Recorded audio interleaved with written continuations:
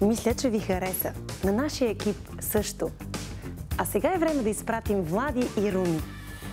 Предаването дава възможност на много млади хора да се изявят като възможности, като модели, а същевременно на фотографите, професионалисти да покажат своите умения. Радвам се, че TV7 започна това предаване в България. Знаеме, че много световни канали излъчват фотосесии на известни личности или на начинаещи модели. Ето, че това сега се случва тук, в България. Нашите деца са прекрасни и красиви. Българската красота е известна в цял свят.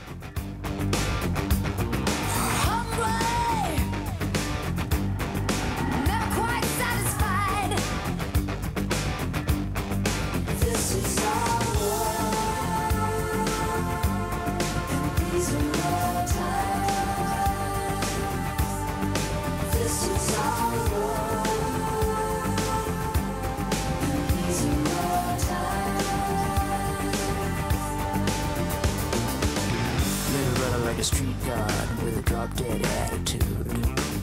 Seems looking like a shadow now, running low on green food. Some lines are wound up tight like a wave about to crash. Hard times seem to multiply while the joy runs out so fast. Get restless. Да бъдеш модел не е толкова лесно. Виждала съм много неща и знам, че не всичко мога да направя. Такава е и следващата фотосесия. Красива, но сложна. Нека ви представя Ина от Варна.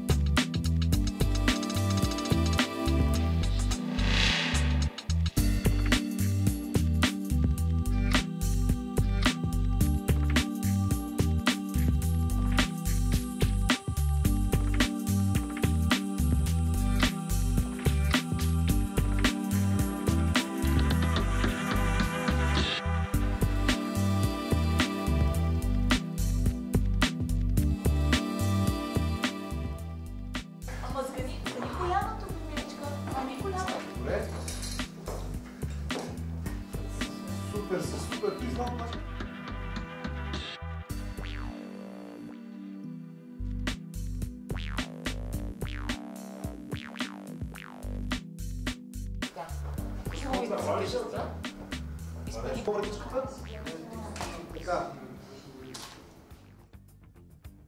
Тук до мен е Ина. Тя е само на 16 години, а вече може да се похвали с ръст от цели 180 см. Може да си представите колко са дълги краката й. И ние ги снимахме по абсолютно всякакъв начин. Здравей, Ина, как се чувстваш? Здравей, чувствам се като една принцеса, обсипана в злато. Изглеждаш наистина като принцеса, а на фотосесията беше просто великолепна. С тази коса, умори ли се, уморихме ли те? Кажи си. Ами, все пак винаги има умора, но за сметка на това пък станаха някакви уникални снимки, които няма друг път кога да се постигнат. Да, наистина ще обогатиш бука си със сигурност. Ти тепърва ще правиш уникални снимки и ние ще те следиме какво се случва с тебе. Другото, което искам да те попитаме, притесняваше ли се в началото? Много хора бяха наоколо, разсейваха ли те? Мисля, че е нормално да се притеснявам, но като се концентрираш, това изчезва, това притеснение, това треперене в теб. А добре ли се работи с фотографа, с който ти засне, с Юлиан? Да, наистина много добре. С професионалисти винаги се работи добре. Аз искам да ти благодаря и те оставям да си починеш, да свалиш златото от себе си, да станеш пак едно прекрасно младо момиче. Мерси, мерси.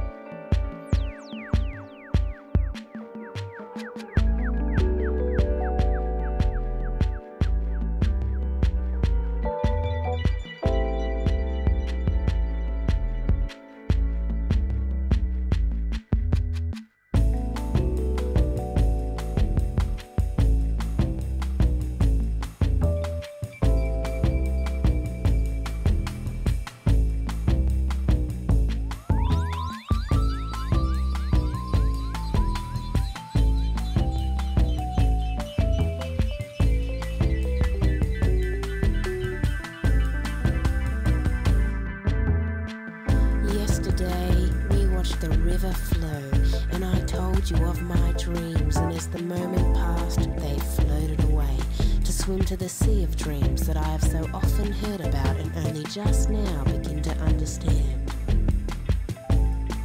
And you asked me if I had just one wish, what would it be? And for today I answered to stay in this reality. Yeah, with you, the freedom of youth, huh? 'Cause in you I see many things. You thought I was just gonna be a one-night stand, but then you saw in me more, and I was surprised that you were surprised.